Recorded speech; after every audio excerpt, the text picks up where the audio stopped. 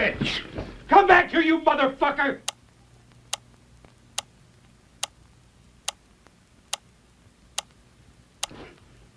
Eh ben putain, qu'est-ce qu'on se fait chier.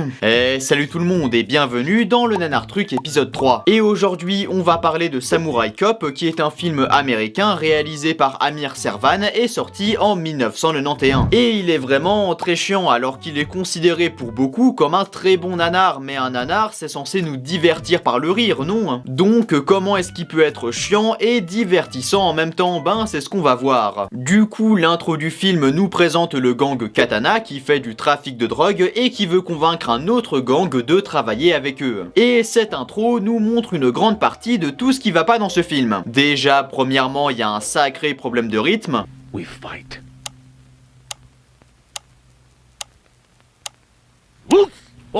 Deuxièmement, les combats puent la merde.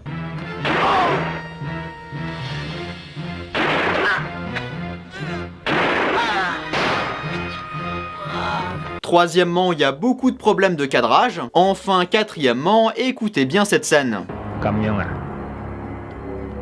In no way we go under Fujiyama's flag. Vous entendez que c'est bizarre? Eh bien c'est parce que certaines répliques du film ont été enregistrées en post-prod, sauf que c'est hyper mal fait. On entend la résonance et ça s'intègre mal vu que les autres répliques ont un son différent. C'est comme si moi je commençais à parler comme ça. Bon, après cette incroyable intro, nous faisons la connaissance de deux policiers du nom de Frank Washington et de Joe Marshall, que l'on surnomme le samouraï car il a été formé par un maître japonais et parle couramment le japonais mais ne sait pas prononcer un seul mot. Are you Fujiyama? Donc ces deux gars enquêtent sur la mort du patron d'un gang chinois qui a été tué par les membres du Katana. Nous avons donc le droit à une course-poursuite entre des membres du Katana et des policiers et c'est tellement chiant. Avec une musique incroyable d'ailleurs.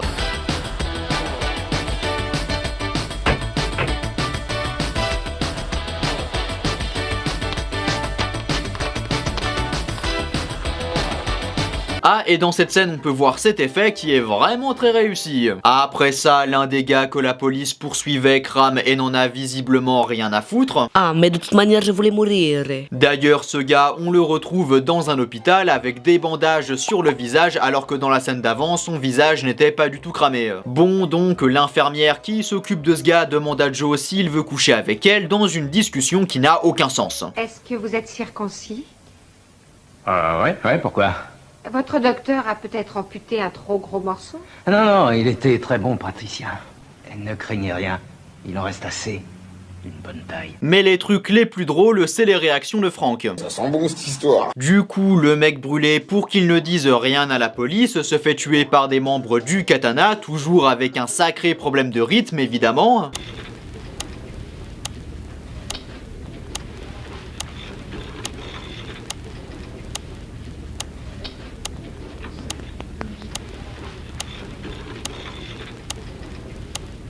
Vraiment, le rythme dans ce film, c'est l'enfer. À la fin, j'allais péter un câble. Et suite à cela, nous avons le droit au meilleur jeu d'acteur de tous les temps.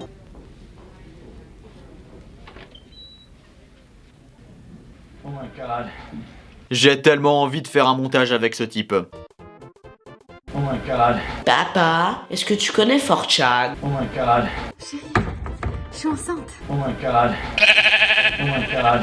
D'ailleurs, tous les acteurs sont à côté de la plaque. Bon, après, les deux Hendek vont insulter les katanas et on a le droit à une bataille chiante et qui pue la merde. Non mais ça se voit tellement qu'il se frappe pas vraiment dessus. Ah, et on a encore le droit à un effet spécial de qualité. Donc après cette mésaventure, Joe va aller draguer une meuf alors qu'il vient de risquer de mourir et cette meuf a visiblement le cadavre de Mufasa dans son salon. Et qui depuis une semaine hante mes cauchemars. Je vais t'enculer jusqu'à ce que mort s'en suive. Et pourquoi est-ce qu'il est autant mis en valeur ce truc? C'est fait exprès pour nous traumatiser? Bon, ensuite les flics s'infiltrent chez un membre du Katana et on a le droit à une nouvelle bataille chiante et qui pue la merde. Et là, la cohérence des plans, ils en ont vraiment plus rien à foutre, regardez-moi ça. Non mais comment quelqu'un a pu regarder ça et se dire ça passe? Bon, du coup Joe va aller redraguer ou plutôt stalker à ce niveau-là et on a le droit à ça.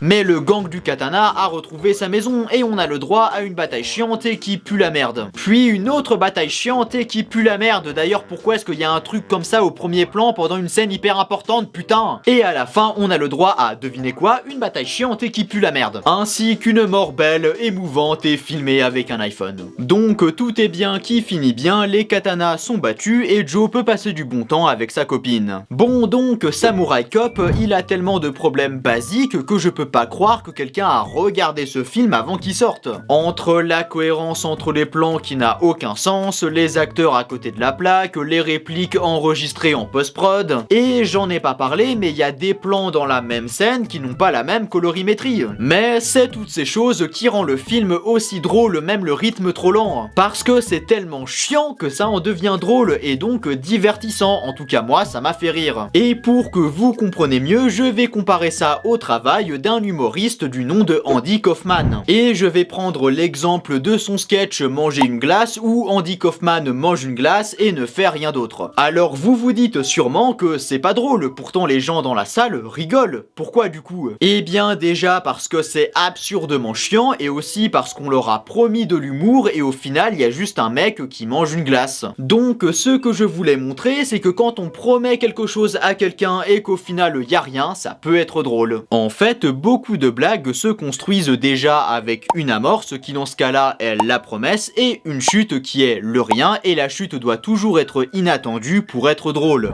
Donc si on part du principe que Samurai Cop est une blague d'1h30, l'amorce c'est la promesse d'un film divertissant et la chute c'est le fait qu'il y a plein de moments où il se passe rien et que c'est chiant et vu que cette chute est inattendue, c'est drôle et donc divertissant. Après oui, je suis d'accord, au début c'est drôle mais au bout d'un moment ça devient un peu redondant. Mais c'est pas grave parce qu'il y a plein d'autres aspects du film qui sont inattendus et drôles donc on s'ennuie pas. Et c'est justement tous ces aspects qui a rendu Samurai Cop aussi culte au point où des années plus tard il y a eu une suite avec les acteurs du premier. Donc je vous conseille de voir Samurai Cop, si possible de le regarder avec d'autres personnes, ce sera plus drôle. Après tout ça n'est que mon avis et si vous n'êtes pas d'accord avec moi, on peut débattre en commentaire si vous voulez. Bon allez, si cette vidéo t'a plu, tu peux t'abonner mais tu peux aussi aller regarder cette vidéo sur Gladiator 2 et à la prochaine.